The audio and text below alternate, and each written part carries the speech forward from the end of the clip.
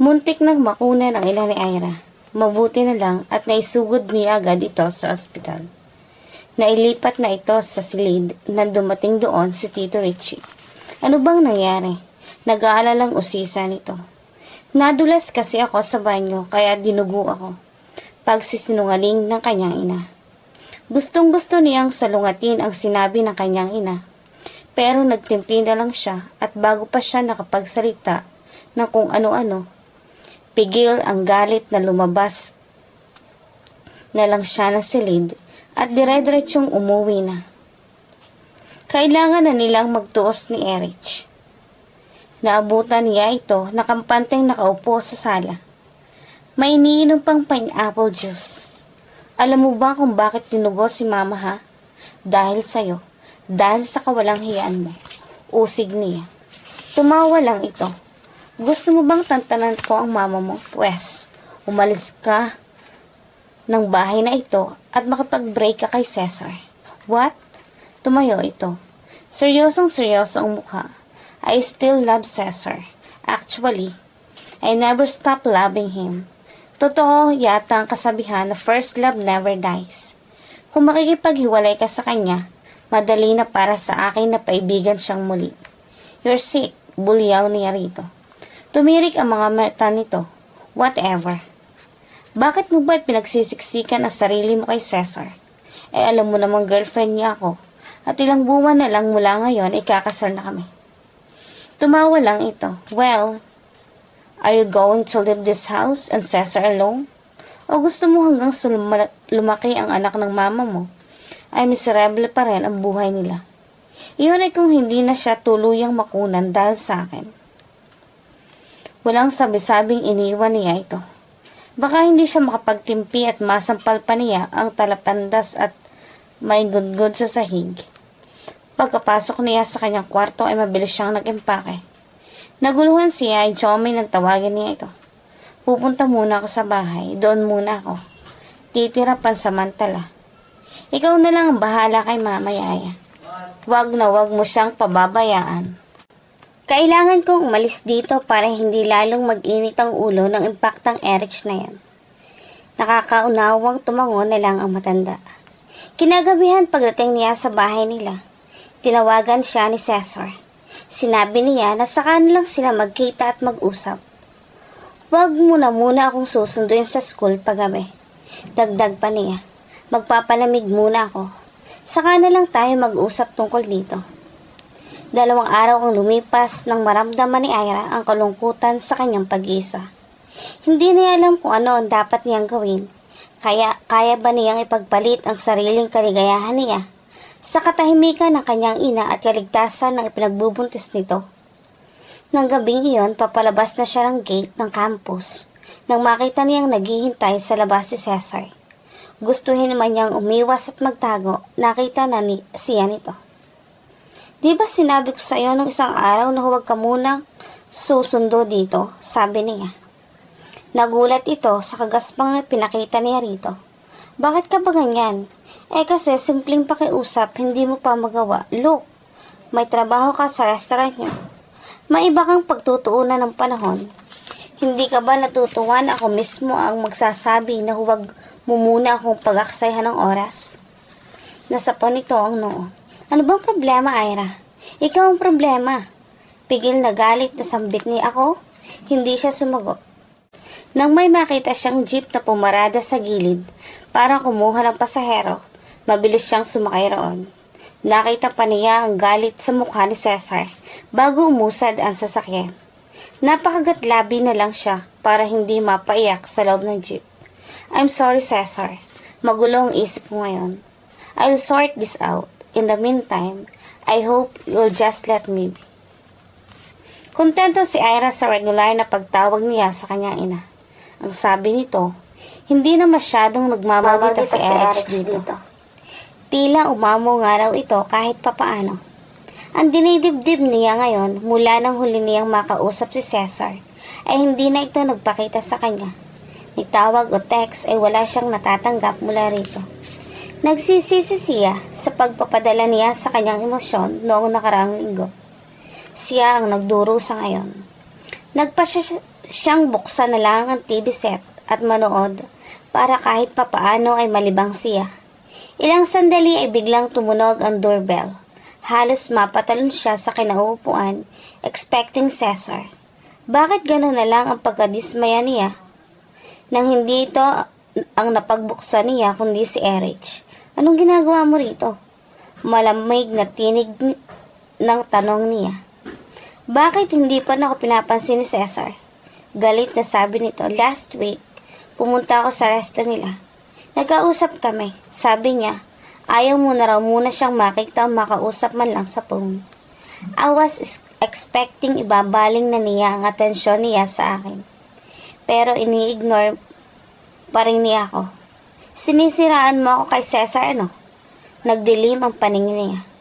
Hinablot niya ang kamay nito. Umalis ka na bago pa ako tuluyang mawala ng rason na saktan ka. Kasunod niyan ay biglang pagkalabog ng kung anong bagay sa kusina. Binitawan niya ang kamay nito.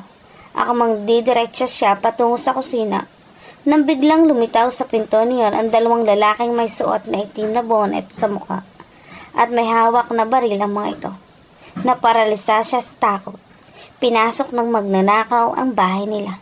Walang kikilos, sabi ng isang lalaki. Sumama kayo sa amin sa kusina at walang sisigaw kung ayaw niyong pasabugin ko ang bungo niyo. Oh God, biglang nanginig sa bulala si Erich. Lumapit sa kanila ang mga lalaki at pinagtigisahan sila ng pagkalagkad patungo sa kusina. Bumalandra sila nang itulak sila ng mga ito sa sahig. Nagkabanggaan pa ang mga katawan nila ni Erich. Ramdam niya ang panginig ng katawan nito. Nakita niyang maputla ito. Sa kabila ng sitwasyon ay gusto niyang mapaismid. Nerbiyosa ka rin palang walang hiya ka. Ngaling-ngaling ibulyaw niya sa pagmumukha nito. Hindi natin kailangan niya, isa pare, sabi ng isang lalaki. Patulugin mo muna yan at yung may-ari lang ng bahay ang kailangan natin para ituro kung nasa ng mga pera at alahas nila. Tumango ang kasama nito bago humarap sa kanila si Erich. Sino ba ang may-ari ng bahay sa inyong dalawa? Napatingin siya kay Erich. Nagkulay suka ang mukha nito at halos panawan ng ulirat sa takot. Nakita niya ang tahimik na pagmamakaawa sa mga mata nito na tila sinasabing ayaw pa nitong mamatay. Gusto na naman niyang umismid, ang tapang mo sa mga taong walang kasalanan sa iyo. Sobrang nervyosa ka naman pala. Tell Papa I love him please. Iyon ang lumabas sa bibig nito na ikinagulat niya. Napalunok siya at bago pa makahuma ay nakita niyang kinakaladkad na ng isang hudlom si Erich. Tara sa taas, ituro mo sa akin ang pera at alahas. Kapag nasiyahan ako sa makukuha namin, baka makakaligtas ka pa. Nakangising sabi nito, sabay lingon sa kasama. Idispatcha mo na yan, huwag kang gagawa ng ingay. Alam mo na ang gagawin. Saka nito inilayo sa kusina si Erich. Tahimik na nagdasal si Ira. Kailangan niyang maging alerto kung gusto pa niyang mabuhay. Nang lumapit ang lalaki sa lababo para marahil maghanap ng patalim na gagamitin sa kanya, mabilis siyang tumayo at tinadyakan ito sa likod. Anak ng na-off-balance ang lalaki at nabitawan ang hawak na baril. Sinamantalan niya ang pagkakataong iyon at mabilis na tinadyakan uli ito. This time, maringring ito sa sakit. Narinig iyon ng lalaking may bitbit kay Erich, pestig. Galit na sambit nito. Saka muling hinila ang dalaga pabalik sa kusina. Nasa pinto pa lang ng kusina ang mga ito nang umalingaw-ngaw ang putok ng baril. Dahan-dahang natumba sa sahig ang lalaki. Sapol ito sa baywang ng kalabitin ni Ira ang baril. Sadyang nagtago siya sa gilid ng pinto para abangan ang paglapit ng lalaki. Mabilis na hinablot niya ang braso ni Erich at hinila ito palabas ng bahay. Bilis Erich, baka habulin tayo dali. Nakahinga sila ng maluwag nang nasa labas na sila at natuklasang may mga tao nang handang mag-rescue sa kanila. Hindi na nakayanan ni Erich ang sarili. Napakapit ito sa braso niya bago pa ito tuluyang mawala ng malay. Nang iuwi ni Ira si Eric sa bahay ng mga ito galing sa presinto, gulat na gulat ang kanyang ina at si Tito Richie nang makita ang ayos nila. Sa pagitan ng pag-iyak ay nagawang magkwento ni Eric. Iniligtas ka ni Ira? Hindi makapaniwala na tanong ng kanyang ina. Tumango si Eric. Kung hindi dahil sa kanya, baka bangkay na ako ngayon. Ira, maraming salamat sa iyo. Utang ko sa iyo ang buhay ko. Lumapit siya rito. Para na rin tayong magkapatid, di ba? Humaguluhol ito sa balikat niya. Ang sama-sama ko sa inyo. I'm sorry, Ira. Tita Amalia. Patawarin niyo ako. Shh! Saway nito sa kanyang ina. Magpahinga ka muna at baka kung mapaano ka pa. Mukhang kanina ka pa iyak ng iyak. Ngumiti ito sa kanya. Mabuti na lang at may presence of mind ka, anak. Nang kumalma na si Eric, humingi uli ito ng tawad sa kanilang mag-ina. Patawarin niyo ako sa lahat ng mga kasalanan ko sa inyo. Promise, mula ngayon ay good girl na talaga ako. Babawi ako. Ira, pangako. Hindi na ako hahadlang sa kaligayahan mo. You love Cesar and he loves you too. In fact, so much that it hurts. I will be happy kung matutuloy ang kasal niyo. Totoong happy. Nasiyahan ang kanyang ina at si Tito Richie sa narinig. Pero medyo balisa ang damdamin ni Ira ng mga sandaling iyon. Pagkalipas ng 1 oras ay humahangos na dumating si Cesar. Ira! Bulalas nito sa bayakap ng mahigpit sa kanya. Galing ako sa inyo kanina, maraming tao. May mga pulis pa. Nalaman ko na nilooban pala kayo. God, buti at nakaligtas ka. Yumakap na rin siya rito. Hindi pa ako pwedeng mamatay. Ikakasal pa ako, remember?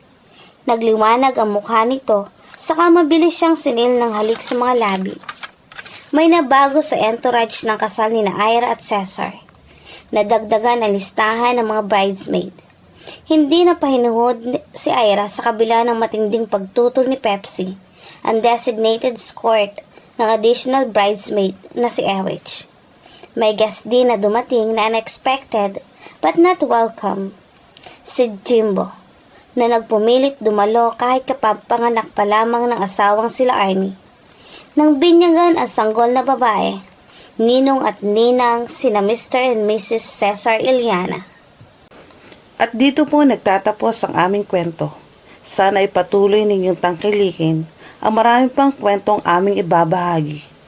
God bless us all.